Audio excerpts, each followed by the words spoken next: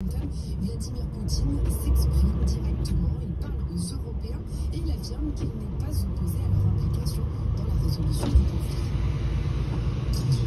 Nous n'avons jamais refusé les négociations avec les Européens. Nous avons eu des discussions constantes avec eux. C'est juste qu'à un moment donné, sous le coup d'idées farfelues visant à infliger une défaite à la Russie sur le champ de bataille, ils ont même refusé les discussions avec nous.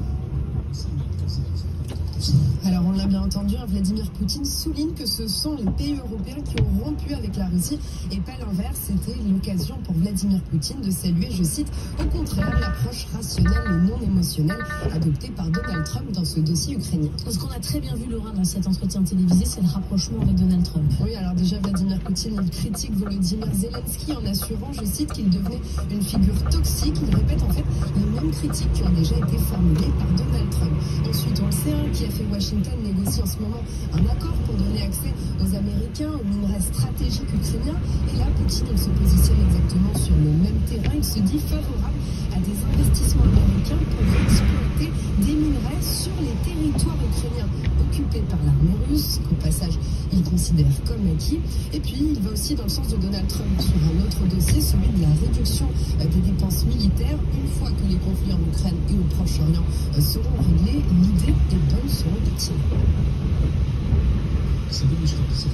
Les États-Unis réduiraient 50% et nous réduirions 50%. La Chine se joindrait à nous si elle le souhaitait. Nous pensons que cette proposition est bonne et nous sommes ouverts aux discussions à ce sujet. Vladimir Poutine s'est aussi exprimé sur les liens entre les entreprises russes et américaines. Oui, il affirme que les entreprises seraient Prendre à gauche sur Strasse. en contact pour des projets économiques communs dans le cadre du règlement du conflit en Ukraine. En tout cas, ce rapprochement avec Washington, c'est clairement une victoire Continuez pendant 800 mètres. politique pour Moscou. On en a beaucoup parlé, mais c'est aussi une victoire qui pourrait apporter des bénéfices économiques, faire baisser les dépenses militaires qui représentent aujourd'hui un tiers du budget de la Russie, et ça permettrait surtout d'encourager le retour d'entreprises occidentales, notamment américaines, en Russie et à terme de réduire les pressions liées aux sanctions. Ce nouvel axe Washington-Moscou, il s'est concrétisé cette nuit, c'était à l'ONU. Oui, très clairement, 3 ans après l'invasion russe, les États-Unis de Donald Trump se sont alliés à la Russie. Ils ont refusé de soutenir l'Ukraine dans une résolution qui demandait le retrait des troupes russes du territoire ukrainien. Les États-Unis qui ont soumis une résolution concurrente qui réclame une fin Dans 300 mètres, prendre à gauche sur le 3. rapide du conflit sans condamnation de Moscou, ce que jamais les États-Unis de Joe Biden n'auraient fait. Le monde qui bouge, c'est de retrouver en replay un podcast sur l'application BFM Business. Après les déclarations de Vladimir Poutine, on va revenir dans le journal de 7 heures sur celle d'Emmanuel Macron et de Donald Trump sur ce nouveau monde qui s'ouvre ce matin. On parle prendre à gauche sur l'I3. Également du prix de l'électricité. L'UFC Que Choisir annonce une hausse de 20% en 2026. On va revenir notamment sur les méthodes de calcul et puis les questions d'acier. L'Europe essaye de s'organiser pour défendre son acier face à la hausse des droits de douane. Il y a une réunion qui va avoir lieu jeudi à Paris avec le ministre des Finances. Est-ce qu'il faut sauver l'acier européen? On parle avec Nicolas Diaz et Jean-Marc Daniel. À tout de suite. BFM Business, RMC Découverte 60, la matinale de l'économie. Continuez sur l'I3 pendant 2 km. Good Morning Business, avec leur plaisir. 6h58 sur B. Appel de... Allô? Allô Henri, comment tu... Ça va? Ouais, ça va. Eh, tu sais quoi, ça reprend du boulot, ça reprend. Ah ouais, c'est Ça bien. reprend, Ouais. ça reprend, il n'y a que des annonces. Il n'y a que des annonces. Ah ouais, d'accord. Ah bah Mais c'est bien. que ils cherchent, ça brille.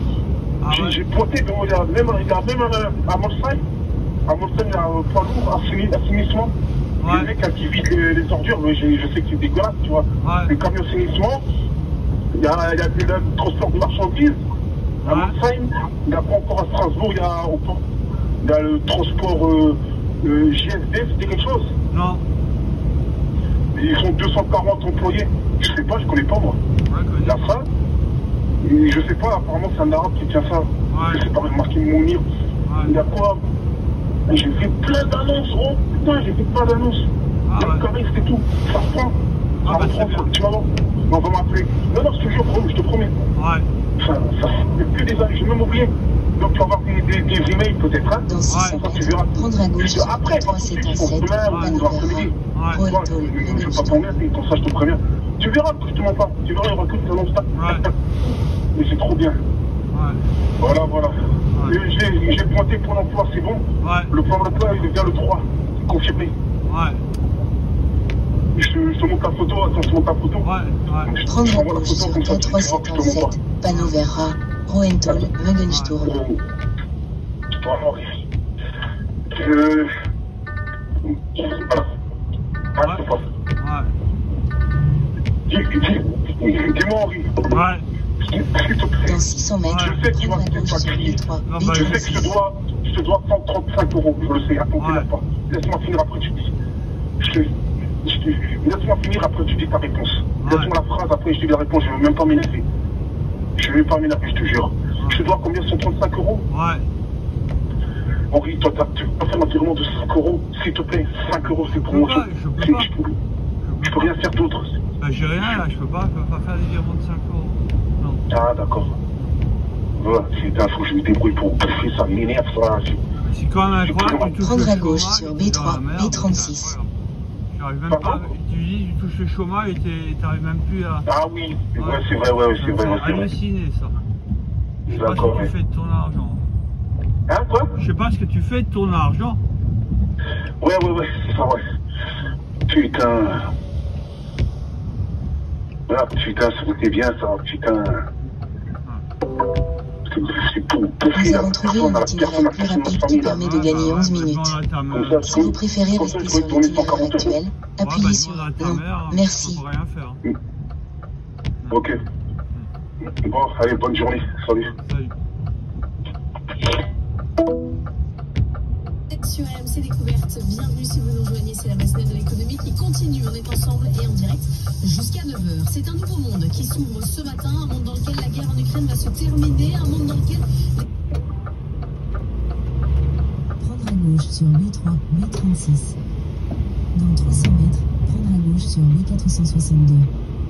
Les États-Unis font du business avec la Russie, un monde dans lequel l'Ukraine doit fournir un retour sur investissement aux États-Unis. Le fossé se creuse entre les alliés. Donald Trump n'a pris aucun engagement vis-à-vis des Européens. Vous entendrez dans un instant les principales déclarations de la nuit sur place avec nous depuis Washington, Mathieu Coache et Benoît Ballet. 7h30. Prendre à gauche sur B462. Que peuvent mettre les Européens sur la table? Emmanuel Macron a confirmé que les accords gelés russes sont bel et bien en négociation. On va regarder ce qu'il en est exactement. On parlera également des droits de douane avec l'impact sur l'acier. Les Européens tentent de s'organiser. Débat entre Nicolas Dose et Jean-Marc Daniel dans 10 minutes. Faut-il sauver l'acier européen? Et puis les questions énergétiques toujours au cœur de l'actualité. Combien pourrait coûter la fin du mécanisme de régulation nucléaire, le fameux AREN, plus 20% sur les factures d'électricité l'an prochain? C'est ce que prévoit l'UFC. Que choisir? L'actualité, c'est aussi avec Léo Dumas. Les titres de ce matin. Emmanuel Macron tente l'apaisement sur les droits de douane. L'Europe veut sauver sa production d'acier et puis des annonces attendues au salon de l'agriculture. 7h45, quelle vie après Atos? La page est-elle vraiment tournée du côté de OnePoint? Bertrand Barret, directeur général délégué, est notre invité. Il est 7h15. Good Morning Business, c'est parti. Good Morning Business, le journal. Nous voulons la paix. Cette paix ne peut pas signifier la capitulation de l'Ukraine. Cette paix ne peut pas être un cessez-le-feu sans garantie. Cette paix doit prévoir les conditions d'une souveraineté ukrainienne. Nous travaillons à mettre fin à une guerre dévastatrice qui ravage les terres d'Europe. Ce conflit est le plus destructeur depuis la Seconde Guerre mondiale. Voilà Emmanuel Macron et Donald Trump qui s'exprimaient hier soir depuis la Maison Blanche. Le président français s'est employé à ramener l'Europe dans le jeu des discussions sur l'Ukraine avec cet objectif d'éviter un accord fragile pour le pays. Mathieu Coache, on en reçoit. Ouais, qu'est-ce qu'il y a? Ouais, Henri, le truc, là, t'avais fait la pièce d'épargne, tu te rappelles? Ouais. Quand tu m'avais dit... Là, je roule, je poteau. peux pas. Là, je roule, je peux pas. Tu vas pas faire. Je peux pas le faire en roulant, réfléchis. Dans 200 mètres, à gauche, prendre à 5 Mais si je te demande 5 €, tu peux sortir 5 €? Je sais Ça fait pas, 50. je vais... Ouais, mais bon, d'accord, je vais essayer quand je m'arrêterai. Merci. Ouais. Mais les pieds de 5 €, ça existe là-bas? Bah, je sais même pas, alors c'est ça le problème. Putain. Ouais, mais... Je te jure, mais s'il n'a pas 5 €... Ouais, mais ça fait 6 mois que tu me jures que tu me rembourses, tu me rembourses. Je te dis que j'ai l'argent l'après-midi. Ouais, d'accord, bon, bah, si j'ai le temps, je le ferai. Quand j'aurai le temps. Merci. Quand je ferai la Merci. pause de 45 minutes. Oui, bien sûr, là, pas de souci. Je te remercie. Et je note 145 €. Ouais.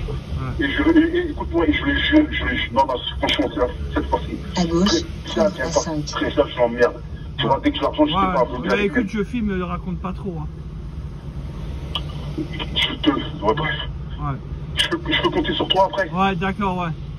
Merci. Et tu verras que je cherche du boulot. Tu verras que je fais tout pour m'en sortir. Ah oui, ben, de toute façon, t'es obligé, hein, t'as pas le choix. Mais non, je suis pas obligé, je peux faire comme les cassos, tirer sur la corde. Ouais, je veux dire. Mais c'est pas bien. C'est pas bien. C'est pas bien. Voilà. Après, parce que ça m'intéresse pas. Dans 6 mois, t'as plus de chômage. Ça m'intéresse pas de rien faire. Il y a des gens, ils peuvent vivre comme ça. Ils seraient contents à ma place, je fous rien. Je touche le Pôle emploi, je fous rien. Moi, ça m'intéresse pas. Ouais. Ouais, parce que si je paye mon loyer, je peux payer mon loyer. Après, c'est vrai que je dépense, j'ai de l'argent en vérité. Mais je le dépense bêtement à cause de Priscilla, à cause d'autres conneries. C'est elle qui me fait dépenser, c'est elle, ça, la vérité. C'est pour ça que tu crois que c'est de l'amour. Elle me profite de mon argent à chaque fois. Ouais. À chaque fois. Ouais. Des trucs fous. Mais je te le jure, si tu m'avances, ça m'étonnerait 5 €, il faut des billets de 5 €. Si tu m'avances 10 €, je mets 145 €. Ouais, d'accord. Je le ferai quand j'ai le temps. D'accord, et même je te fais un virement avec ton grip si tu veux. Ouais, d'accord. Comme ça, je t'appellerai dans la foulée et je le ferai. Ouais. Bon, ça fait 6 mois. Et si je te le fais pas, voilà, le contrat c'est ça. Ouais. Si tu le fais pas, comme ça te donne une garantie. Si tu le fais pas, tu me donnes plus les messages d'email. Ouais, d'accord. Tu me les donnes plus. Comme ça, parce que moi j'ai besoin de toi. Ouais. Tu vois ce que je veux dire. Ouais. Je te fais le virement sur place. À la banque, je te téléphonerai et je te le ferai sur place ou je te mettrai à l'enveloppe. Mais je pense qu'il n'y a pas de voleur à Morlenheim, il n'y a pas de voleur. Non. Si je mets dans ta boîte bien fermée, les voisins, ils s'en foutent, c'est pas des voleurs, d'accord. Alors s'il te plaît, je compte sur toi parce que là je suis en train de manger des pâtes dures et c'est pas humain. C'est pas humain de manger des pâtes dures, c'est pas humain. Et je te jure, je note ces 145 €, c'est ça? Ouais, d'accord. Ouais. Merci. Tu fais la pause à quelle heure, mon ami? Bah, je sais pas, là, je suis pressé, on m'a déjà engueulé, bah, je suis en retard. D'accord, ok. Tu me tiens au courant, s'il te plaît. Ouais, d'accord. Merci. Bonne route, merci. Washington, comment ont avancé ces négociations? Il reste beaucoup d'incertitudes, mais Donald Trump et Emmanuel Macron disent tous les deux qu'une trêve pourrait arriver dans les semaines qui viennent. Et l'idée d'une force militaire d'interposition sur le sol ukrainien semble possible et acceptée par le président. Dans 400 mètres, rejoindre à 5. Américain, si et seulement si elle est dirigée par les Européens. Et là où les choses se compliquent, c'est que les États-Unis ne s'engagent à aucune garantie de sécurité. Donald Trump ne dit pas qu'il apporterait ne serait-ce qu'un soutien logistique à cette force d'interposition. Il évoque cette paix dans des termes extrêmement vagues. Il parle de deal avec Vladimir Poutine sans dire ce que contiendrait cet accord. Et il refuse de nommer la Russie comme l'agresseur dans ce conflit. Alors c'est vrai que les discussions ne font que commencer. La chef de la diplomatie européenne sera aujourd'hui à Washington. Elle sera suivie par le Premier ministre britannique jeudi. Et puis, ce sera un moment très important. Volodymyr Zelensky pourrait se rendre à Washington dès la semaine prochaine, si l'on en croit Donald Trump. Nous sommes donc au début d'un processus et à ce stade, personne n'est capable de dire ce qui restera de l'Ukraine dans une paix négociée par Donald Trump et Vladimir Poutine. Ce qui est certain, c'est que les Européens ont encore beaucoup de travail à faire pour imposer leurs conditions dans ce processus de paix. Justement, les Européens veulent quitter aucune piste, la négociation continue. Oui, Emmanuel Macron a confirmé que les avoirs russes qui ont été gelés seront bien sur la table des discussions avec Moscou. On parle de près de 250 milliards € d'actifs bloqués par l'Europe depuis le début de la guerre. Alors, Margot Frédéric, que font les 27 avec cet argent? Alors, par définition, ces actifs ont été immobilisés, ils ne peuvent pas être sur votre itinéraire. utilisé par les Européens, c'est même le droit international qui l'interdit. Donc ces montants, près de 250 milliards d'euros, vous l'avez dit, n'ont pas été décaissés. En revanche, les Européens ont décidé de placer cet argent pour le faire fructifier, en le stockant essentiellement chez Euroclear, qui est un dépositaire basé à Bruxelles. Et pour le coup, les intérêts qui ont été générés grâce à ces placements, eux, ont pu être transférés à l'Ukraine comme soutien financier. Et en l'espace de quelques mois, l'Union européenne a déjà réalisé plusieurs virements à l'Ukraine. Un premier virement à l'été dernier d'1,5 milliard d'euros et un autre de 3 milliards d'euros en tout début d'année. Ce qui est intéressant, c'est que Donald Trump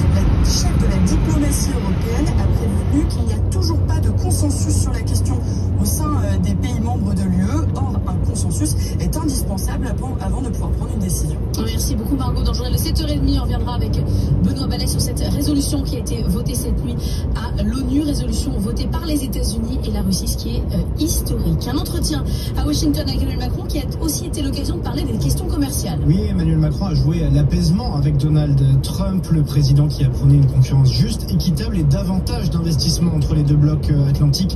J'espère l'avoir convaincu, dit Emmanuel Macron hier soir sur Fox News, le président des États-Unis qui s'est lui contenté de commenter ses projets de surtaxe sur le Canada et sur le Mexique. Elles s'appliqueront selon le calendrier prévu, assure-t-il.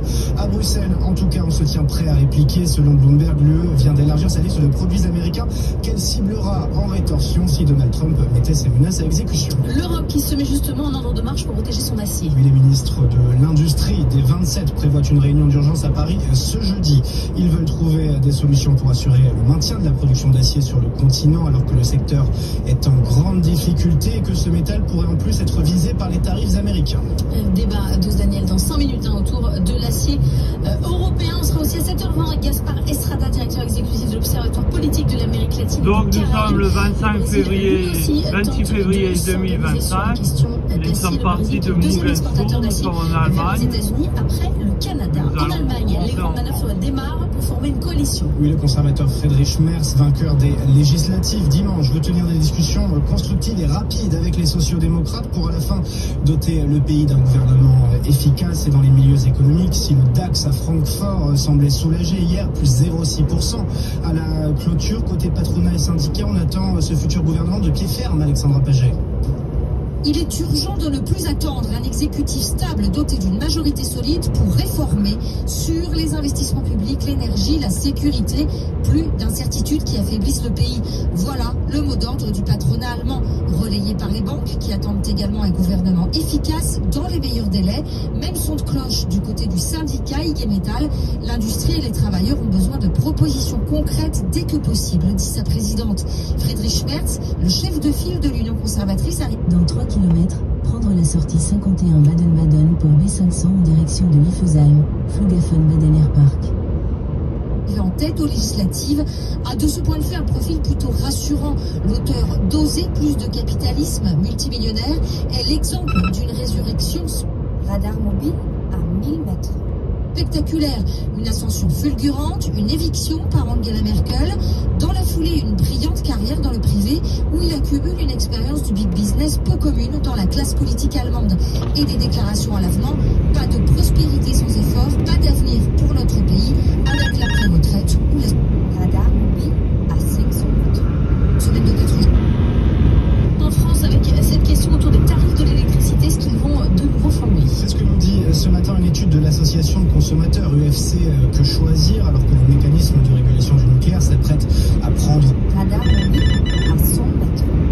Fin au 31 décembre, le nouveau mode de calcul pourrait du coup faire grimper les prix de presque 20%, Raphaël Couder.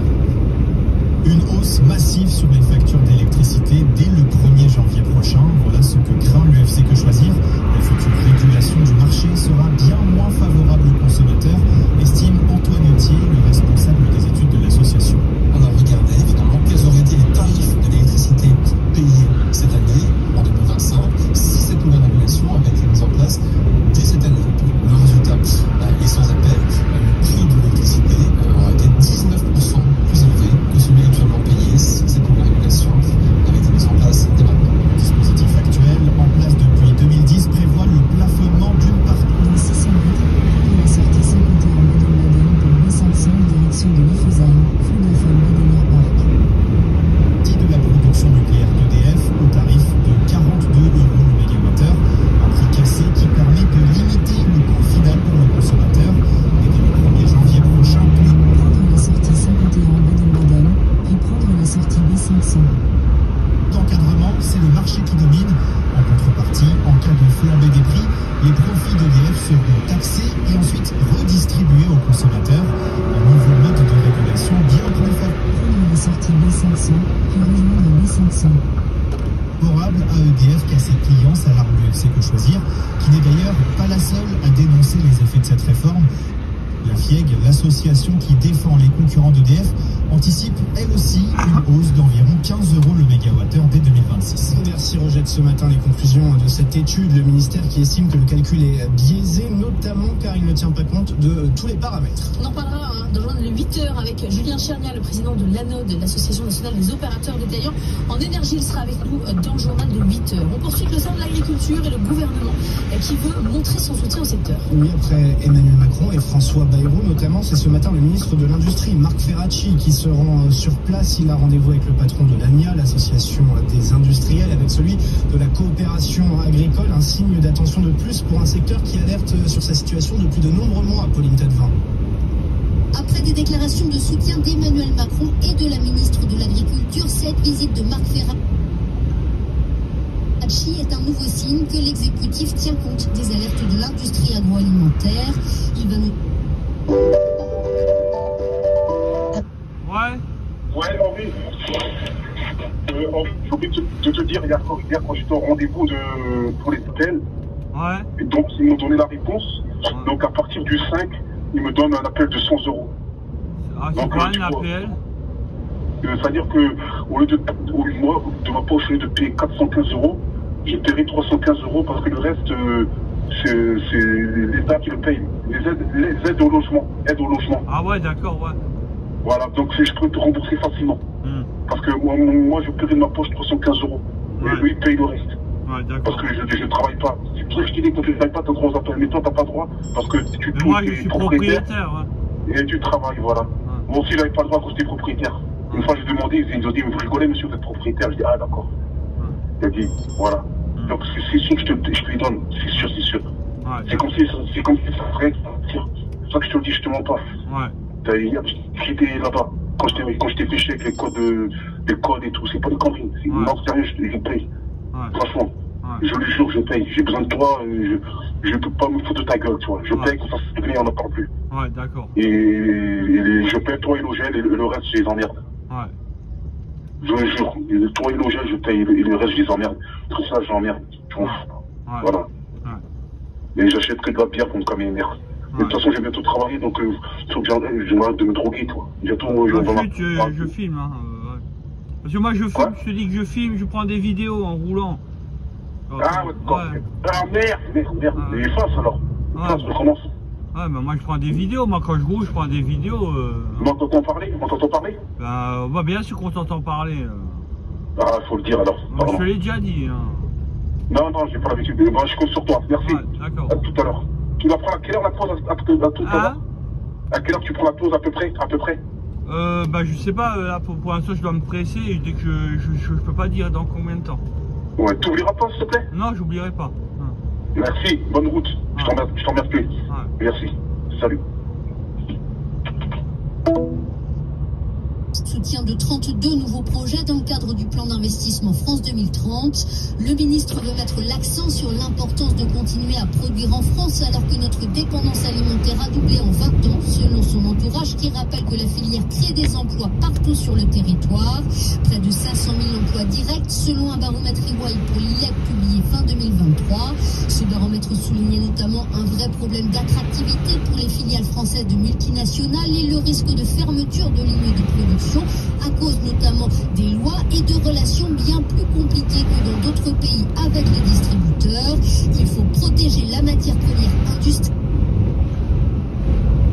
a dit récemment la ministre de l'Agriculture, une pierre de plus dans le jardin de la grande distribution à quelques jours de la fin de négociations commerciales jugées particulièrement tendues par les acteurs du secteur. Et puis, pas de nationalisation pour Vancorex. François Bayrou retoque la demande de plusieurs élus qui invoquaient une urgence de souveraineté. Le chimiste, qui est en redressement judiciaire, n'a pas reçu une seule offre de reprise, constate le Premier ministre qui estime, expertise à l'appui, que son activité n'est pas viable. 7h10 la bourse. Retrouvez BFM Business à la radio dans les grandes villes de France et partout dans le monde en live ou en podcast sur bfmbusiness.com. Étienne, dans la découverte des marchés de BFM Business. Étienne, il y a un sujet pour les marchés, ce sont les droits de douane. Les droits de douane avec Donald Trump qui qui a remis de l'huile sur le feu hier lors de sa conférence de presse avec Emmanuel Macron. Il a dit qu'il prévoyait toujours de taxer le Canada et le Mexique à partir du 4 mars. Le 4 mars est dans pile une semaine, avec entre-temps le Mexique qui a essayé de calmer le jeu cette nuit en disant qu'ils avaient renforcé les moyens à la frontière mexicaine. Mais en attendant, vous avez le secteur auto qui reprend le bouillon ce matin, notamment en Asie. Regardez Nissan qui perd un peu plus de 6%. Nissan qui produit bon nombre de pièces au Mexique avant d'importer ses véhicules aux États-Unis. Et ce regain de tension fait craindre à nouveau des tensions avec la Chine, sachant que ce week-end, Donald Trump a signé un décret visant à freiner les investissements chinois dans les secteurs stratégiques. Hier soir, le Nasdaq a perdu un peu plus d'1%, le S&P 0,5%, quand le Dow Jones a clôturé stable grâce aux valeurs défensives. Donc pendant ce temps, il y a quand même des doutes sur l'intelligence artificielle et les retombées, les retours sur investissement. C'est notamment ce qui a pesé sur le Nasdaq, qui a donc perdu plus d'1%, pénalisé par Microsoft qui a cédé 2% hier soir à la clôture. Les analyses de TD Cowen ont semé un vent de panique, non, mais oui, en tout cas, un certain doute sur le fait que vous allez avoir des retombées sur investissement concernant l'intelligence artificielle qui seront plus longues qu'anticipées. Vous avez TD Cowen qui voit à court terme que Microsoft prend son temps, décale certains projets de data center dédiés à l'intelligence artificielle. Même chose chez le Suisse ABB qui constate moins de commandes à court terme de la part de Microsoft. Alors le groupe de son côté a dit qu'il prévoyait toujours de dépenser 80 milliards de dollars d'infrastructures cette année, mais il est vrai que l'arrivée fulgurante de DeepSeek il y a un mois rebat les cartes et amène une certaine... Dans 300 mètres, continuez sur D4, D504. Une forme d'attentisme de la part des donneurs d'ordre. À ce sujet, la publication de Nvidia demain soir sera le temps fort de la semaine, car à travers sa publication trimestrielle, Wall Street espère bien prendre le pouls du carnet de commandes et de l'engouement concret autour de l'IA. Dans une moindre mesure, à Paris, il y aura également beaucoup de publications. Ce matin, à Bureau Veritas. Demain, vous aurez Danone et Stellantis. Avant AXA, Engie, Saint-Gobain, Téléperformance et Engie. Continuez sur D4 pendant 1 km. Ça sera au tour de Veolia donc de jeudi de publier ses résultats. Au total, ce sont donc 8 sociétés de l'indice qui vont dévoiler leurs résultats trimestriels cette semaine. Merci, on se retrouve dans une demi-heure. On va ouvrir une large page sur l'acier, d'abord européen avec Jean-Marc Daniel et Nicolas du Brésil, ensuite avec notre invité. Good Morning Business, le débat. On a franchi la frontière allemande. Sur l'acier, ça sera jeudi. Objectif contrer les droits de douane américains sur un secteur qui est déjà sacrément mal en point. Est-ce qu'il faut tout faire pour sauver l'acier européen, Jean-Marc Daniel? Je pense que les auditeurs téléspectateurs ne sont pas surpris de la réponse. Elle est simple, non. Alors, quand on regarde quand même le contexte, quand on regarde le contexte général, effectivement, il y a plusieurs événements. Dans 500 mètres, au rond-point, prendre la 3e sortie et continuer sur D4, D504. Eu lieu cette semaine sur l'acier. D'abord, on a connu le niveau de production mondial de 2024 qui est en recul par rapport à celui de 2023. On a produit 1880 millions de tonnes d'acier en 2024 alors qu'on en avait produit 1890. Et donc, on a trop d'acier. Il y a trop d'acier. Et la conséquence de cette surproduction, je lis d'ailleurs le communiqué de M. Ferracci, qui est le ministre de l'Industrie, pour préparer la réunion qui va avoir lieu sur l'acier européen. La sidérurgie européenne est actuellement en crise avec un niveau de demande et de prix de l'acier atteignant un bas historique. Alors effectivement, la demande est très basse, donc la production est plutôt en situation de reculer, et malgré cette production, et le prix de l'acier a reculé de 20% en un an. Alors, deuxième événement qui a eu... Au rond-point, prendre D4. Continuez sur D4 pendant 3 km. Que un certain nombre d'entreprises sidérurgiques ont annoncé qu'elles allaient renoncer à des investissements. Thyssen veut vendre une partie de sa sidérurgie. Thyssen a annoncé qu'ils allaient se reconvertir plutôt en aval vers la production de sous-marins et pas directement vers la production de matières premières qui est l'acier. Ils essaient de vendre leur filière et leur filiale. Exactement, ils n'arrivent pas à la vendre.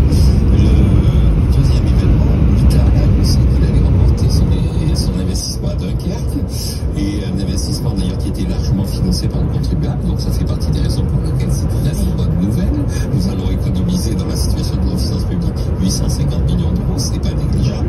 Et ça c'est des jobs, hein, Jean-Marc. Oui, et dernier élément, le Vietnam a le même problème, et le Vietnam a annoncé que dans la situation actuelle, il ne voyait pas d'autre solution que de mettre des droits de douane. Donc la question qui se pose, c'est effectivement, est-ce que la bonne réponse est de mettre des droits de douane, ou est-ce que c'est de s'adapter et de faire en sorte que on produise de l'acier ailleurs qu'en Europe? Qui produit d'ailleurs de l'acier en Europe. Il y a 300 000 personnes qui travaillent dans la sidérurgie européenne. L'essentiel est concentré sur deux pays qui sont l'Allemagne et l'Italie. L'Italie qui vient d'être dépassée par le Vietnam comme producteur d'acier. Et la France est encore un producteur d'acier, mais c'est surtout dans les régions sidérurgiques les visites d'hommes politiques auxquelles on assiste régulièrement. Donc c'est pas grave, je rappelle quand même que la production. Dans 600 mètres, prendre la première sortie et continuer sur D4, D504. D'acier de la France était de 27 millions il y a 50 ans. L'année dernière, on a péniblement atteint 11 millions et progressivement, ça va disparaître. 2 tonnes. Alors, la bonne réponse, c'est la réponse anglaise, parce que l'Angleterre qui connaît aussi ce même problème. Donc, il y a 300 000 personnes qui travaillent dans la sidérurgie européenne. En 1970, il y avait 350 000 personnes qui travaillaient dans la sidérurgie britannique.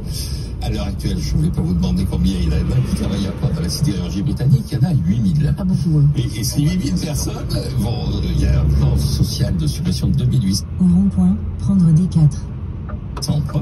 Et le gouvernement. Continuer pendant 1,5 km. Le gouvernement travailliste anglais est en train de négocier non pas des droits de douane pour sauver ces quelques 8 000 emplois, non pas des investissements publics pour essayer de conforter. Mais quoi, Jean-Marc, quoi?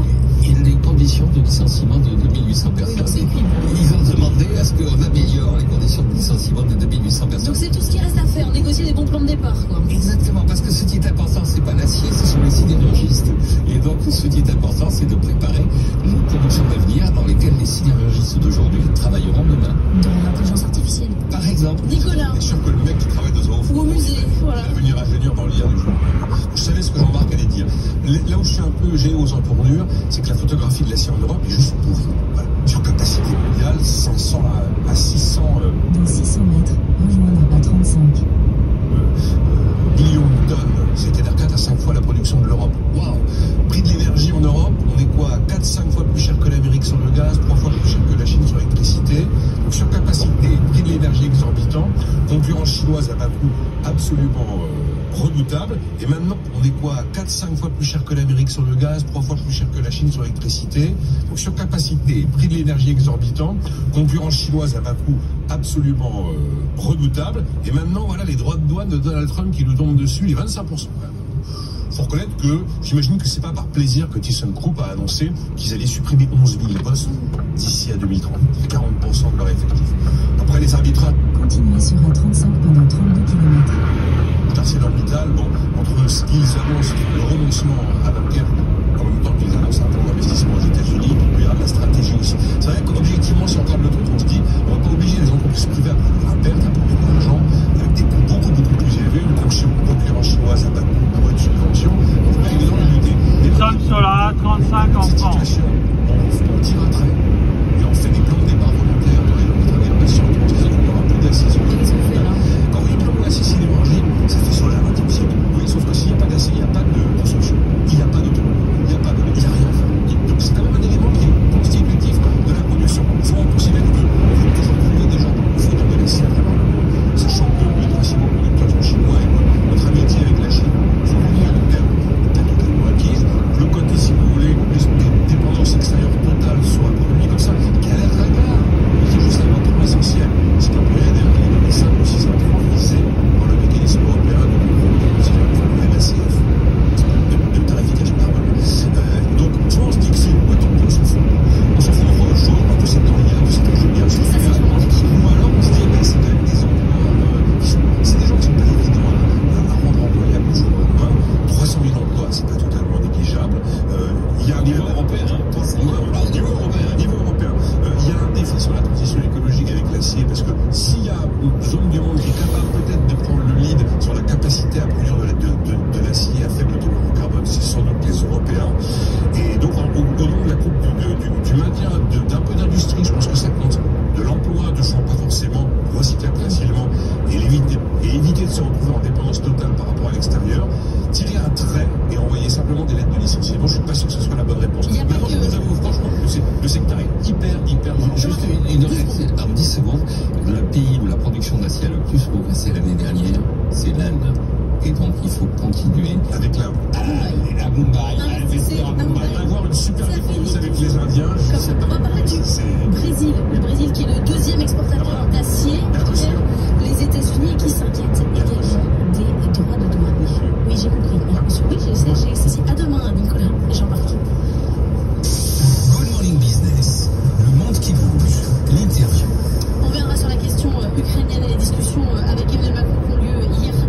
Washington dans le journal de 7h30. Mais avant, on va au Brésil. Là aussi, évidemment, les premières semaines du président américain bouleversent les équilibres commerciaux. On en parlait il y a quelques instants, les questions de l'acier. Le Brésil est le deuxième exportateur d'acier vers les États-Unis après le Canada. Gaspard Estrada, bonjour. Merci d'être avec nous ce matin. Vous êtes politologue, membre de l'unité Sud Global de la London School of Economy. Le Brésil qui cherche la parade aux questions de droits de douane de Donald Trump, comme nous, Européens. Eux aussi, ils ont un énorme sujet autour de l'acier. À quoi s'attend concrètement le Brésil? En matière de représailles, il est clair que les opinions politiques de Donald Trump sont à l'opposé, celles qui sont défendues par le président Lula. Il y a des contentieux en matière de vision du monde, mais aussi compte tenu en fait des politiques publiques qui ont été mises en place par le Brésil. Je pense notamment en matière de régulation des réseaux sociaux, quelque chose qui a beaucoup heurté Elon Musk, qui est quelqu'un qui a un accès direct au président des États-Unis. Et donc de ce point de vue-là, on peut s'attendre à ce que il y ait une montée de la température entre ces deux pays. Oui, on parle donc de ces droits, de ces exportations d'acier. Le président Lula, il a accusé Donald Trump de se poser en empereur du monde. Il l'a appelé à respecter la souveraineté des deux pays. Est-ce que cette posture, elle n'est pas un peu dangereuse de se positionner comme ça vis-à-vis de Donald Trump? Pour le moment, le Brésil était sur une position attentiste, du point de vue où le Brésil a exprimé justement sa volonté de mener des actions de réciprocité si des droits de douane étaient prononcés. Et d'ailleurs, Donald Trump a d'ores et déjà menacé le Brésil, notamment dans le cadre de sa participation dans les BRICS, d'une élévation de droits de douane. Vous avez mentionné l'acier, mais de manière plus large, et un tarif beaucoup plus élevé, puisqu'il avait évoqué 100% de droits de douane vers les pays des BRICS. Néanmoins, ces mesures n'ont pas encore été mises à exécution. Quelles sont les relations entre Lula et Trump? On se souvient que Lula avait soutenu Kamala Harris. Est-ce que Donald Trump lui fait payer ça? Vous parliez des réseaux sociaux, les relations ne sont pas bonnes, avec des décisions fortes. On a vu Twitter qui s'est arrêté, et puis d'autres réseaux sociaux. Les relations sont clairement mauvaises avec l'administration Trump?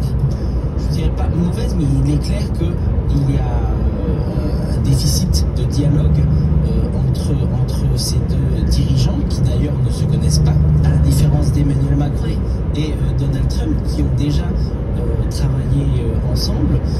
Le président Lula a explicitement fait le souhait de rencontrer le président américain, de travailler avec l'administration américaine, mais il est clair que s'il y a une imposition de tarifs, eh bien il y aura une réplique brésilienne.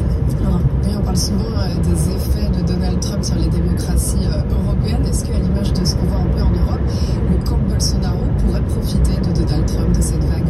C'est ce que tente de faire la famille Bolsonaro.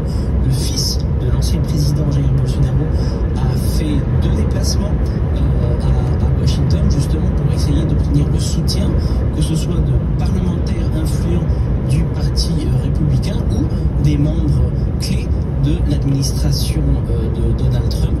Jusqu'à présent, il a surtout obtenu un soutien, je dirais plutôt mou, de la part du président américain. Le week-end dernier, lors du congrès du président municipal, le président Donald Trump a salué la présence du fils du président, de l'ancien président Jair Bolsonaro. Il n'y a eu aucune action qui a été réellement menée jusqu'à présent dans l'administration américaine vis-à-vis du Brésil. Nicolas Dos parlait justement du Mercosur. Est-ce qu'il pourrait y avoir un rapprochement Brésil-France avec des idées plus proches, et puis un autre pan de l'autre côté avec l'Argentine? Est-ce qu'il peut y avoir une fragmentation de cet ordre? Il est clair qu'aujourd'hui nous sommes à la croisée des chemins, dans le sens où il est clair que les administrations argentines et brésiliennes sont clairement dans 2 visions très différentes de l'intégration sud-américaine. Pour autant, il n'y a pas eu de décision concernant l'avenir du Mercosur.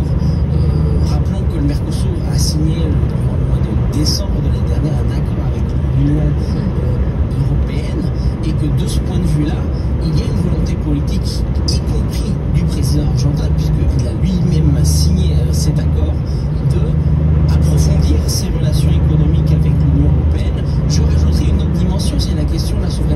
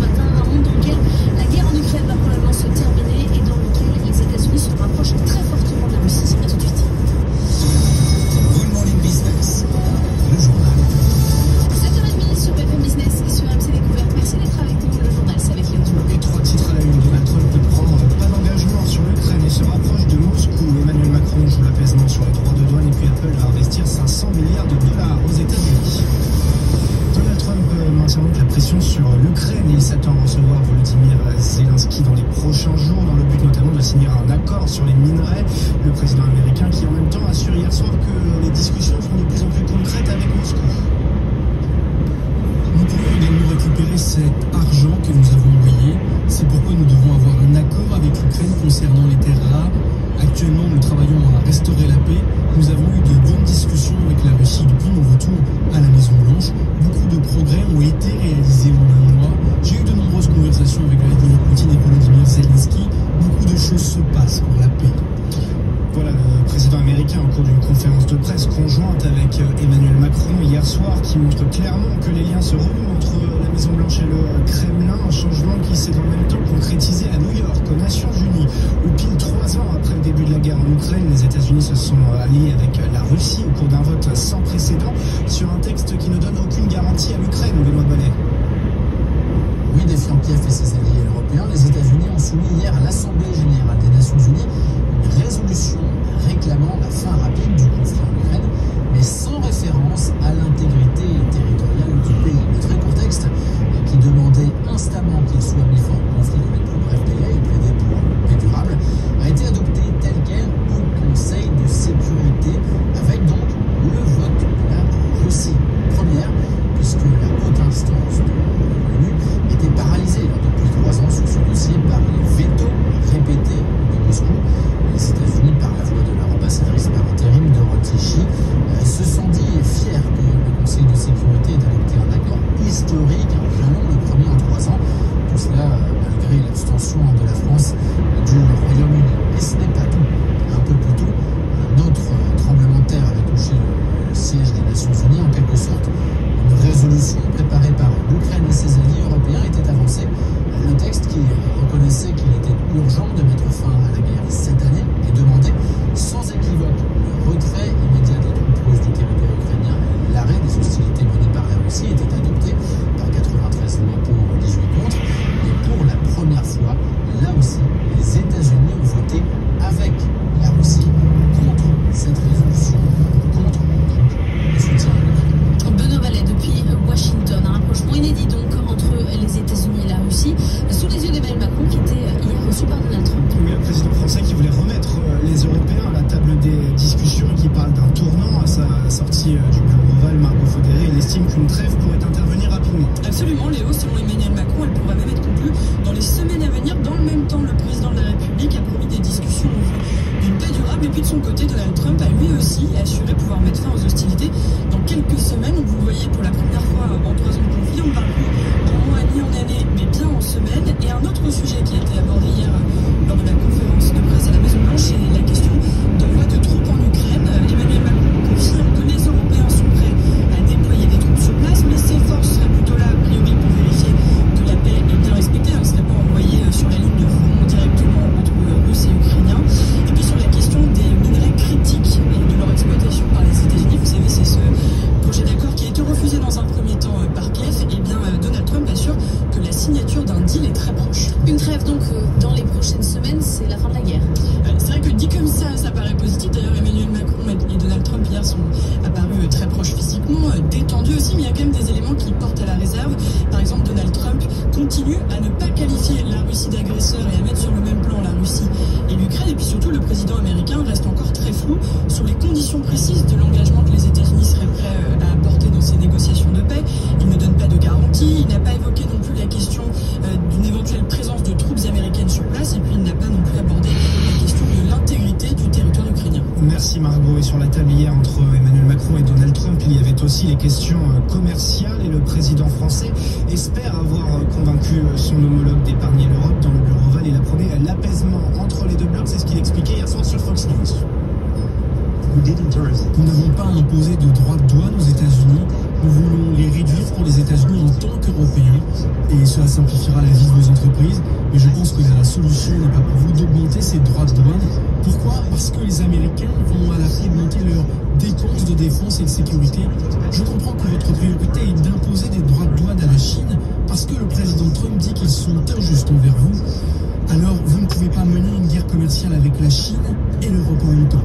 Et de son côté, Donald Trump a confirmé que ses projets de surtaxe avancent dans les temps sur les produits mexicains et canadiens. La présidente du Mexique, qui pour sa part espère trouver un accord avant la fin de la semaine pour éviter l'entrée en vigueur de ces tarifs prévus le 4 mars. mars. Bon, Donald Trump le dit clairement, ces menaces de droits de douane, c'est pour attirer les investissements aux États-Unis. Et Apple, par exemple, a entendu le message 5 sur 5. Oui, le groupe annonce un méga investissement dans le pays, 500 milliards de dollars sur 4 ans et la clé à 20 000 créations de postes aux États-Unis. Alors, Anthony Morel, à quoi va servir cet argent? Est-ce qu'on peut dire qu'on aura un iPhone fabriqué aux États-Unis? Alors, on va peut-être pas aller jusque-là. On va rester sur du Made in China, mais c'est un peu l'idée. Bon, c'est vrai qu'il y a encore Foxconn, Pegatron, tous les grands fabricants de composants, les assembleurs restent en Asie, mais c'est vrai qu'il y a quand même cette intention d'Apple de se renforcer massivement aux États-Unis pour réduire sa dépendance. On n'a pas encore la ventilation précise de ces 500 milliards, mais Apple mentionne quand même plusieurs projets. D'abord, la création d'une nouvelle usine, 23 000 mètres carrés à Houston, en partenariat avec Foxconn, pour assembler des serveurs spécialisés dans l'IA. Ces serveurs, aujourd'hui, ils sont fabriqués à l'étranger. Ils vont revenir aux États-Unis. Des data centers aussi qui vont être construits en Caroline du Nord, dans l'Iowa, l'Oregon, l'Arizona, le Nevada. Un doublement du fonds aussi dédié à ces fournisseurs les plus innovants aux États-Unis. Et puis, il va y avoir aussi de l'argent qui va être dédié, par exemple, à la production de films, de séries pour Apple TV+, qui seront aussi produits aux États-Unis. Donc vraiment, ça part dans tous les sens, ces investissements. À la clé, 20 000 créations d'emplois, et pour la plupart des emplois hautement qualifiés. Donc ça va être de la R&D, de l'ingénierie du silicium, du développement logiciel, de l'intelligence artificielle. Alors Donald Trump s'est empressé de saluer cette annonce, j'allais dire presque de voler la vedette à Tim Cook en voyant la preuve que les géants de la tech croient en sa politique dure comme fer. La réalité est un petit peu plus subtile que ça. En fait, Tim Cook n'est pas d'accord avec Donald Trump sur tous les sujets. Même l'un des plus réservés dans la tech. Non? Oui, absolument. Mais il a toujours mené une politique assez fine, en fait, de conciliation avec Donald Trump, parce qu'il sait très bien que dans la bataille commerciale avec la Chine, il a tout à perdre. C'est-à-dire que lui, la plus grande de sa production, elle vient de la Chine, donc il a intérêt à ménager Donald Trump. Et avec ce méga investissement, il fait vraiment preuve d'une forme de pragmatisme économique. On va parler dans un instant avec Étienne Braque des investissements dans l'intelligence artificielle et des impacts des retours sur investissement très attendus qui ne viennent pas.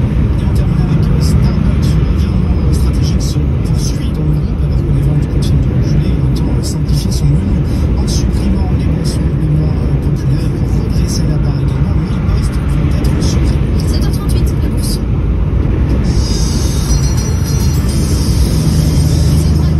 Qui s'en sort dans ma pays de la tech, a passé une bonne journée hier. En effet, à l'image de Microsoft qui a cédé plus de 2%, puis toutes les valeurs qui sont liées à l'intelligence artificielle qui ont cassé. Schneider Electric a cédé plus de 4% hier soir, avec donc des informations qui évoquent que Microsoft lève un petit peu le pied, en tout cas sur la cadence de déploiement de ces data centers liés à l'intelligence artificielle. Au regard des taxes douanières de Donald Trump, de l'issue du conflit en Ukraine et donc de ce sujet de l'intelligence artificielle, vous avez des indices qui tiennent bien aux États-Unis. Le Nasdaq n'a perdu que 1% à la clôture, stabilité ou presque pour le Dow Jones et le S&P 500, car les valeurs défensives jouent pleinement leur rôle. Regardez des valeurs comme Coca-Cola, Johnson & Johnson ou encore Amgen qui gagnent entre 14 et 18% depuis le début de l'année, alors que dans le même temps, Apple, Nvidia, Amazon ou encore Microsoft, qui ont été les tracteurs de la hausse l'année dernière, sont stables. Ce qui est quand même une belle prouesse au regard des incertitudes à court terme.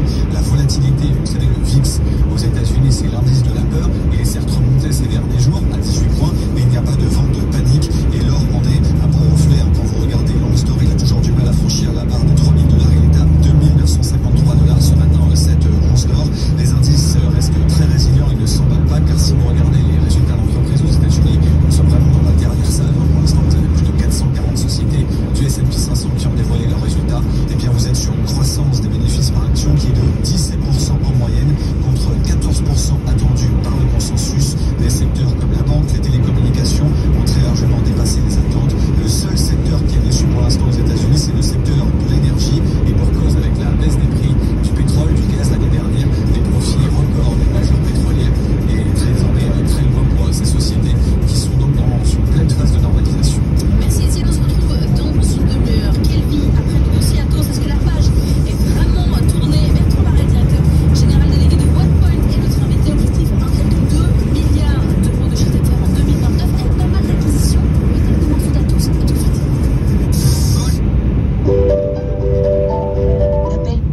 Allô? Ouais, tu roules encore. Ah ouais, je roule encore. Ah mais là, je roule longtemps encore. Ouais, putain, merde. Ok, j'essaie de dormir, tu peux me dire une heure à peu près, comme ça je me réveille. Non, je peux pas, je t'appellerai. Ouais. Je peux pas, là. Non, mais je sais, je t'ai dit, oh, tu travailles, j'ai compris, je suis pas bête. Tu travailles, tu vas t'en foutre la merde. Tu rigoles ou quoi? Non, c'est pour me faire une petite idée, tu vois. Bah, je peux pas dire, pour l'instant, je sais pas. Mais t'as roulé depuis quelle heure? Bah, en fait, là, je suis parti de Strasbourg, je suis allé en Allemagne à 90 km à Mungensturm. Et là, je reviens à Strasbourg, je reprends une autre remorque, je charge à Strasbourg, et puis après, je ramène la remorque, et puis après, je pars pour Paris. Ouais, mais t'as la coupure, t'as commencé à quelle heure? Utilisez la voie de gauche pour prendre la sortie E25 A4 en direction de Strasbourg. Peut-être que quand je chargerai chez Truck en nuit, j'aurai le temps. Mais je peux pas dire pour l'instant. Ouais, mais t'as commencé à quelle heure? Bah, en fait, j'ai commencé à quelle heure? J'ai commencé à 10h. Ah ouais.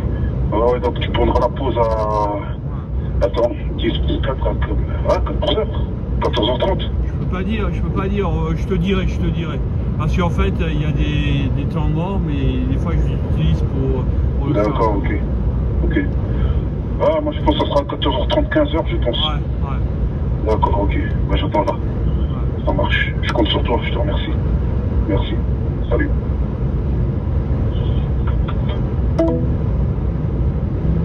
Le grand entretien.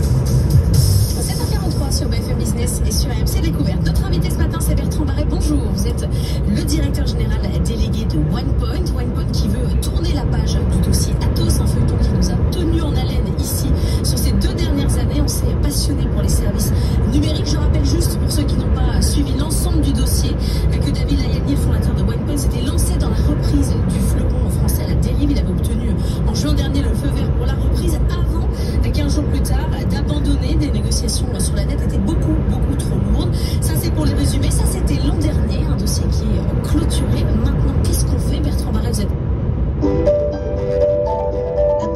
Ouais, qu'est-ce qu'il y a? Excuse-moi, j'enregistre, après je te dérange plus. Dans 600 mètres, utilisez la voie de gauche pour prendre la sortie E25 A4 en direction de Strasbourg. Et après j'efface ton code, t'inquiète pas. Ouais. Je suis pas... Il est valable qu'une fois, de toute façon. Quoi? Il est valable qu'une fois. De quoi? Le code est valable qu'une fois. Oui, bien sûr, ouais. Oui. Utilisez la voie de gauche pour prendre la sortie. Ouais, je te le dirai. D'accord, ok. Merci, salut, à tout à l'heure. Salut, bonne route. Merci. En juin dernier chez OnePoint, 25 années de conseil, notamment chez EY, chez Roland Berger, chez Bain. Autre ambiance chez OnePoint, c'est quoi votre feuille de route? Bonjour Laure Closier, merci de me recevoir. Moi j'ai rejoint OnePoint effectivement en juin dernier pour accompagner David dans la nouvelle phase de croissance de OnePoint. On ouvre aujourd'hui une nouvelle page de notre histoire avec l'adoption d'un plan de croissance qui vise à porter notre chiffre d'affaires à 1,2 milliard, articulé autour de 3 grands leviers. D'abord et avant tout une croissance sur les sujets de data, d'IA, qui sont aujourd'hui qui tirent la croissance de notre marché, qui sont au cœur de la demande de nos clients. Un deuxième levier de recrutement, on vise à recruter 1000 experts dès cette année en France et de par le monde. Et enfin un troisième sujet, le développement international que l'on veut porter à 30% de notre chiffre d'affaires d'ici la fin du plan. Mais quand vous arrivez en juin dernier, vous êtes en plein bouleversement autour du dossier Atos avec les montagnes russes. Cette entreprise, quand vous la trouvez, c'est quoi votre rapport d'étonnement? Vous dites il faut tourner la page, c'est quand même un dossier qui a coûté 50 millions d'euros, notamment à cause de l'actionnariat d'Atos qui a été vendu, à cause des paiements des honoraires des avocats. Comment vous trouvez cette entreprise? Alors Atos, c'était un très beau projet qu'on aurait évidemment aimé faire et qui était créateur de valeur, reconnu comme tel par les salariés d'Atos. Ça nous aurait au passage d'ailleurs fait gagner 10 ans dans notre plan de croissance. Maintenant c'est un projet qui est derrière nous, on a tourné la page. Appel de régie. Oui, qu'est-ce qu'il y a? Je me suis trompé. Putain, je vais appeler l'autre. Ouais, pardon. Je vais te dire que tu m'en feras pas. Ouais, d'accord, okay. Je le ferai. Ok.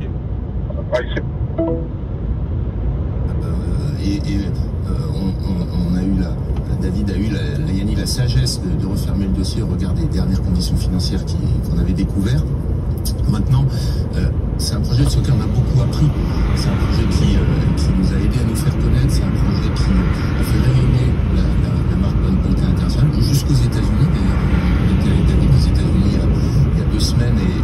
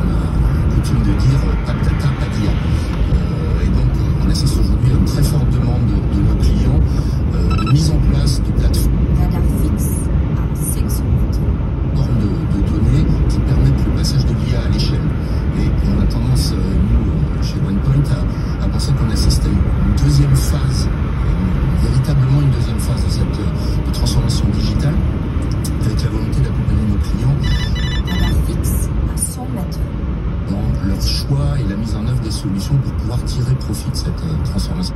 Radar mobile à 500 mètres. Digital qui est devant. Radar mobile à 300 mètres. Typiquement, ces passages de l'IA à l'échelle sont des thématiques qui vont... Radar mobile à 100 mètres. Nécessiter des transformations globales de modèles, de modes de fonctionnement, de process, et qui peuvent générer jusqu'à 30% d'économie, de performance en 2 ans de technologie nucléaire. Et ça génère pour nous des projets de transformation.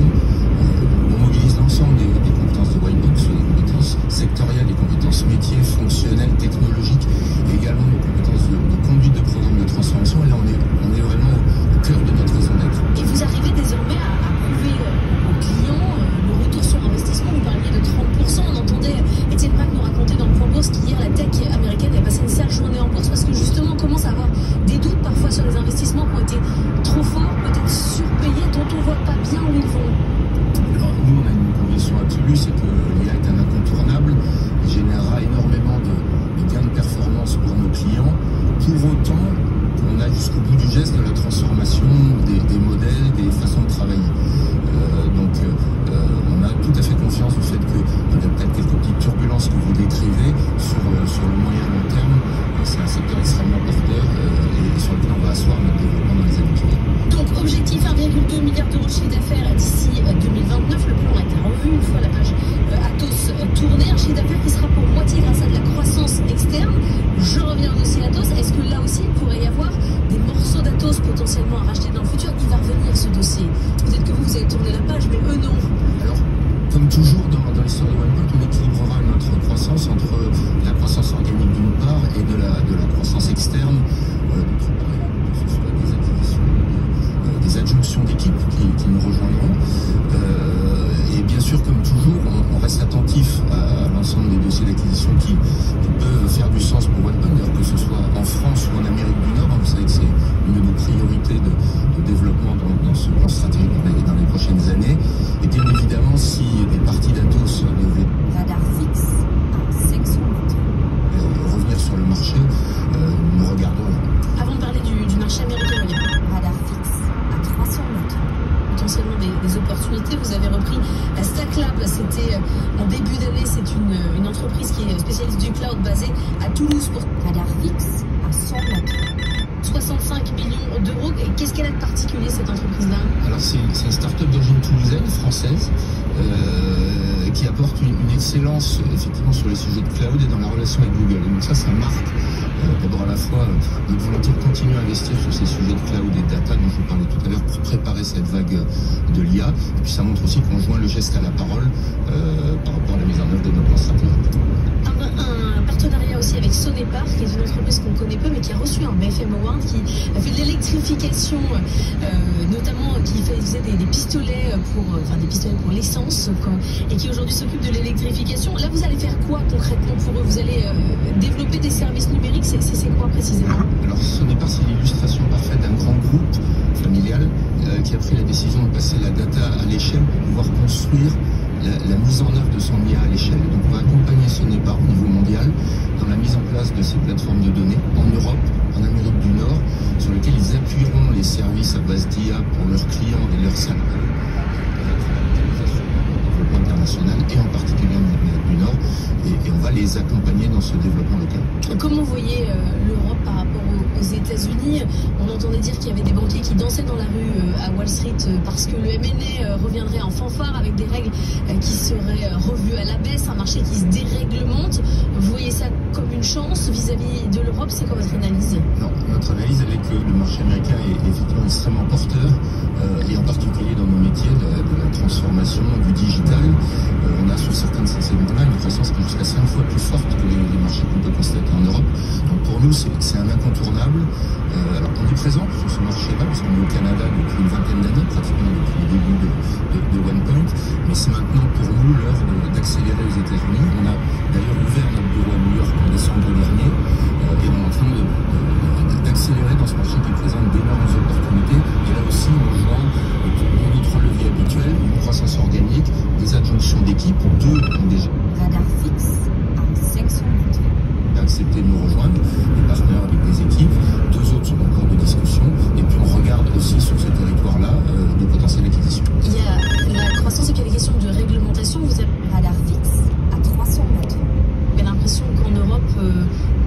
moins vite, qu'on est empêché? Comment vous voyez la question d'un radar fixe à 500 mètres? L'augmentation radar fixe à 300 mètres. On a en ce moment effectivement une accélération aux États-Unis qui peut laisser à penser que l'Europe irait moins vite, que les réglementations pèsent plus. Radar fixe à 100 mètres. On peut espérer que plus on en parle, plus cette prise de conscience va intervenir au niveau des différents États en Europe et que progressivement les radar mobile à 300 mètres. De dynamisme entre le marché nord-américain et le marché européen se correspondent. Comment ça se passe au quotidien avec David Layani? David Layani, c'est OnePoint c'est David Layani. Radar mobile à 100 mètres. Quelle marge de manœuvre vous avez? Comment vous travaillez? À cause de David Layani, comme beaucoup de monde, et on est assez impressionné par la manière dont David porte cette vision de croissance, on est effectivement extrêmement complémentaires et en prenant beaucoup de plaisir, je crois, à conduire cette nouvelle phase de croissance de notre histoire. Merci beaucoup. Bertrand Barrel est venu ce matin dans la matinale de l'économie. Dans un instant, on va revenir sur les informations de la nuit, ce nouveau monde qui s'ouvre autour de la question ukrainienne, un nouveau monde dans lequel la guerre va probablement se terminer, mais un nouveau monde aussi dans lequel il y a désormais un front commun entre les États-Unis et la Russie. À tout de suite. BFM Business et RLC Découverte présente la matinale de l'économie. Good Morning Business avec leur plaisir.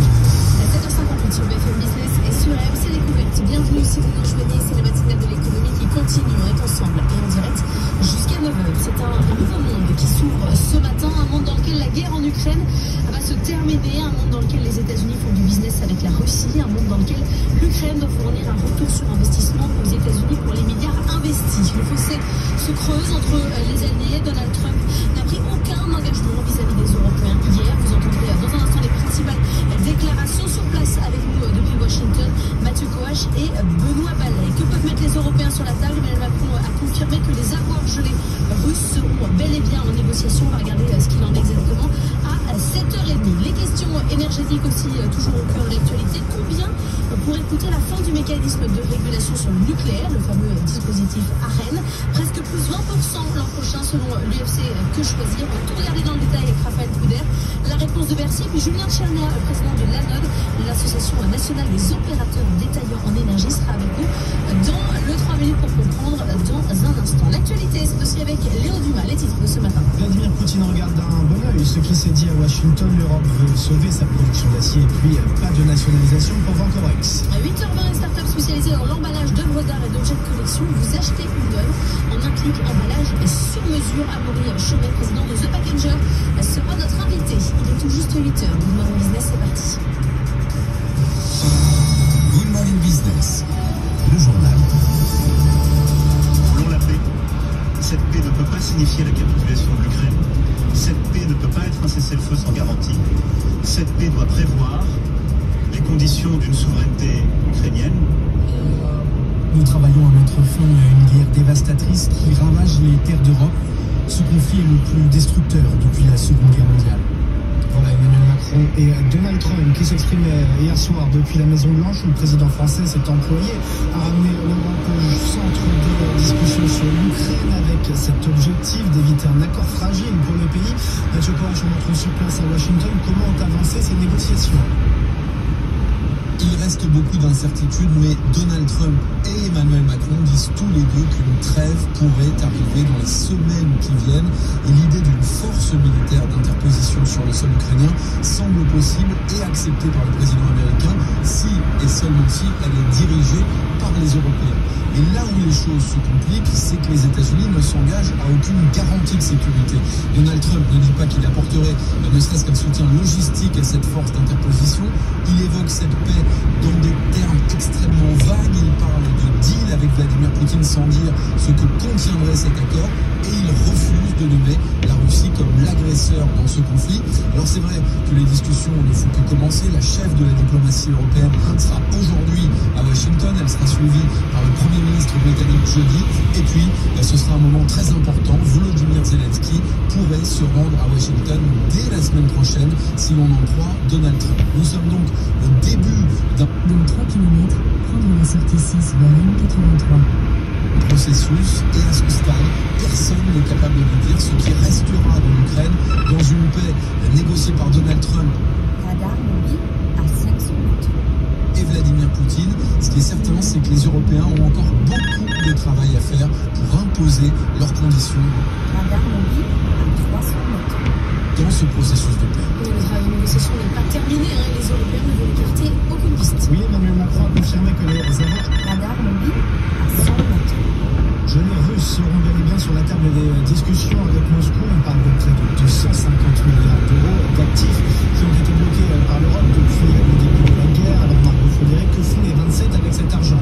Alors par définition, ces actifs ont été immobilisés, ne peuvent donc pas être décaissés. C'est même le droit international qui l'interdit. En revanche, les Européens ont décidé de placer cet argent essentiellement en le stockant chez Euroclear, qui est un dépositaire basé à Bruxelles. Et pour le coup, les intérêts qui ont été générés grâce à ces placements, eux, ont pu être apportés à l'Ukraine comme un soutien financier. Et en l'espace de quelques mois, l'Union européenne a déjà effectué plusieurs virements à l'Ukraine à ce titre-là.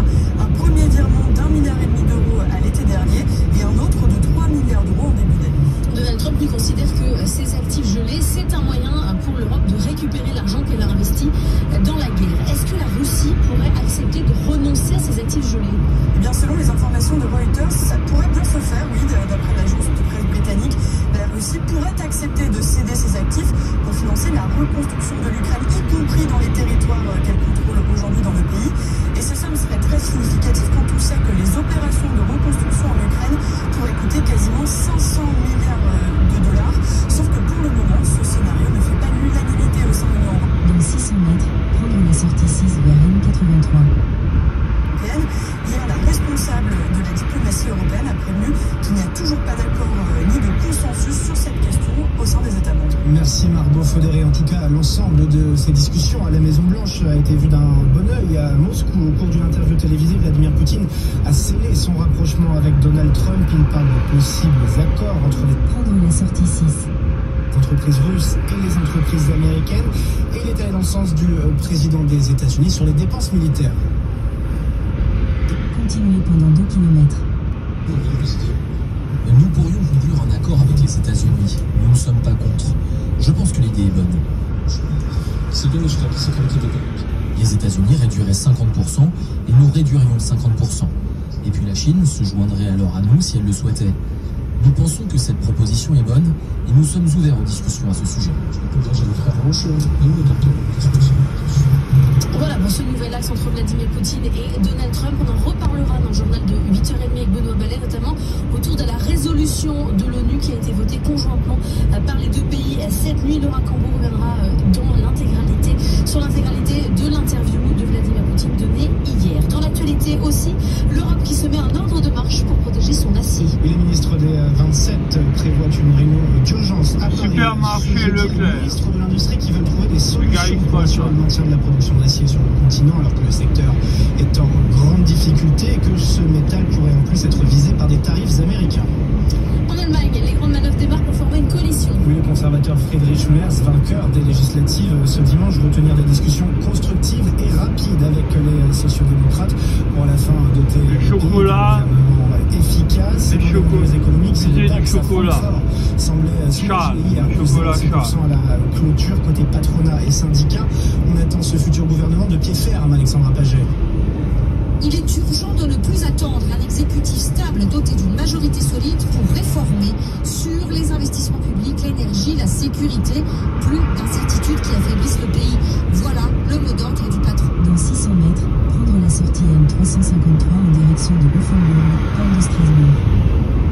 On a allemand relayé par les banques qui attendent également un gouvernement efficace dans les meilleurs délais. Même son de cloche du côté du syndicat IG Metall. L'industrie et les travailleurs ont besoin de propositions concrètes dès que possible, dit sa présidente. Friedrich Schweb. Prendre la sortie M353, puis utiliser la voie de gauche pour prendre la bretelle en direction de Offenbourg. Le chef de file de l'Union conservatrice arrivé en tête aux législatives a de ce point de vue un profil plutôt rassurant. L'auteur utiliser la voie de gauche pour prendre la bretelle en direction de Offenbourg, puis utiliser la voie de gauche pour prendre la sortie D1083. Oser plus de capitalisme multimillionnaire. est l'exemple d'une résurrection spectaculaire. Une ascension fulgurante, une éviction par... Utilisez la voie de gauche pour prendre la sortie D108-3. Angela Merkel, dans la foulée, une brillante carrière dans le privé où il accumule une expérience du big business peu commune dans la classe politique allemande et des déclarations à l'avenant. Pas de prospérité sans effort, pas d'avenir pour notre pays avec la pré-retraite ou la semaine de 4 jours. 8h05 sur BFM Business et sur AMC Découverte. On va ouvrir une page sur l'électricité avec la question des tarifs. Est-ce qu'ils vont à nouveau flamber l'année prochaine? C'est ce que nous dit ce matin une étude de l'association de consommateurs UFC. Que choisir alors que le mécanisme de régulation du nucléaire s'apprête à prendre fin au 31 décembre? Le nouveau mode de calcul pourrait du coup faire grimper les prix de presque 20%, Raphaël Couder. Une hausse massive sur les factures d'électricité dès le 1er janvier prochain. Voilà ce que craint l'UFC Que Choisir. La future régulation du marché sera bien moins favorable aux consommateurs, estime Antoine Autier, le responsable des études de l'association. On a regardé finalement quels auraient été les tarifs de l'électricité payés cette année, en 2025, si cette nouvelle régulation avait été mise en place dès cette année. Le résultat est sans appel. Le prix de l'électricité aurait été 19% plus élevé que celui actuellement payé si cette nouvelle régulation avait été mise en place dès maintenant. Le dispositif actuel, en place depuis 2010, prévoit le plafonnement d'une partie de la production nucléaire d'EDF au tarif de 42 € le mégawattheure. Un prix cassé qui permet de limiter le coût final pour le consommateur. Dans 500 mètres, prendre à gauche sur rue de l'Industrie. Mais dès le 1er janvier prochain, plus d'encadrement, c'est le marché qui domine. En contrepartie, en cas de flambée des prix, les profits d'EDF seront taxés et ensuite redistribués aux consommateurs. Un nouveau mode de régulation bien plus favorable à EDF qu'à ses clients, s'alarme l'UFC Que Choisir, qui n'est d'ailleurs enfin tourner à gauche sur rue de l'Industrie. D'ailleurs, pas la seule à dénoncer les effets de cette réforme. La FIEG, l'association qui défend les concurrents d'EDF, anticipe elle aussi une hausse d'environ 15 € le mégawattheure dès 2026. Alors on poursuit avec notre invité Julien Tchernia. Bonjour, vous êtes le président de l'ANOT, l'association des fournisseurs alternatifs. Bercy a réagi après la publication de cette étude du UFC Que Choisir en réfutant les conclusions, en disant qu'on mélange tout sur la manière dont on calcule. Ce qu'il faut comprendre, c'est que c'est pas une prévision pour 2026. C'est si le mécanisme de l'AREN n'est pas repris tel qu'il est aujourd'hui, on aurait pu payer plus 20% en 2025. Et une petite... Dans 150 mètres, au rond-point, prendre la deuxième sortie et continuer sur rue de l'Industrie. Subtilité quand même. Oui, il y a une subtilité, mais ça ne change rien et ça ne m'étonne pas que Bercy le réfute parce que, en fait, ce qu'ils disent, j'imagine, c'est qu'en 2026, ça n'augmentera pas. Dans 500 mètres, tournez à gauche. Parce que la réalité, c'est qu'en 2026, les Français auraient dû payer moins si le système n'avait pas changé. Et donc là, comme les prix de marché ont baissé, en changeant le système, finalement, ils vont payer la même chose. Mais ils vont perdre une réduction de la même manière qu'en 2025, les tarifs réglementés de vente ont baissé de 15%, mais ils auraient dû baisser de 29% si l'État n'avait pas changé la réglementation. Donc, en ce sens-là, la NOD se met complètement d'accord avec la FIEG et complètement d'accord avec la FIEG et l'UFC Que Choisir. De toute façon, les calculs sont les calculs. Sans ce système qui, finalement, permet à tous les Français de bénéficier de la rente du nucléaire historique, évidemment, les Français vont payer plus cher tant que les prix de marché sont plus élevés. Et ça, c'est malheureux. Il ne faut pas oublier que le parc nucléaire a été payé par les Français avec, souvenons-nous, une augmentation. Tournez à gauche, puis vous arriverez à destination. Du prix de l'énergie de 74 à 84 de 8 à 20% tous les ans. Et que derrière, tous les Français subissent aujourd'hui le risque du nucléaire. Dans 600 mètres, tournez à gauche vers rue du Colonel Mignon. Donc il parle. Dans 150 mètres, prendre à droite sur rue du Commerce. C'est logique qu'ils bénéficient de l'énergie. Prendre à droite sur rue du Commerce. À prix coûtant, c'est-à-dire jusqu'à présent environ 50% du volume de l'énergie était vendu à prix coûtant aux Français. Alors évidemment, ça ne plaît pas EDF, je comprends, puisque EDF voudrait vendre son énergie plus cher, et ça paraît tout à fait normal vu de leur côté. Par contre, pour l'État, c'est un peu plus bizarre, il est obligé d'arbitrer entre les citoyens et EDF, comme il est actionnaire d'EDF. La nouvelle réglementation, aujourd'hui, est un arbitrage en faveur d'EDF. Mais Julien Tchernia, pour ceux qui ont raté peut-être un épisode, sur l'AREN, on sait que le dispositif s'arrête à la fin de l'année, où on en est où de discussions potentielles avec des électro-intensifs, de dispositifs de remplacement, tout ça, c'en est où? Alors là, EDF avait promis à l'État qu'il allait signer des contrats long terme qui allaient permettre de faire des... Vous êtes arrivé. prix plus bas. Mais il ne faut pas oublier que l'ARENH, c'était 42 € du mégawattheure et que là, aujourd'hui, EDF a mis en place des enchères d'offres long terme d'électricité avec des prix qui sont au-dessus de 65-70 € du mégawattheure. C'est trop cher. Aujourd'hui, personne n'achète. Et EDF, de manière assez surprenante, dit qu'il souhaite vendre ses contrats, n'arrive pas à les vendre et ne baisse pas les prix. Moi, je suis toujours surpris de cette attitude.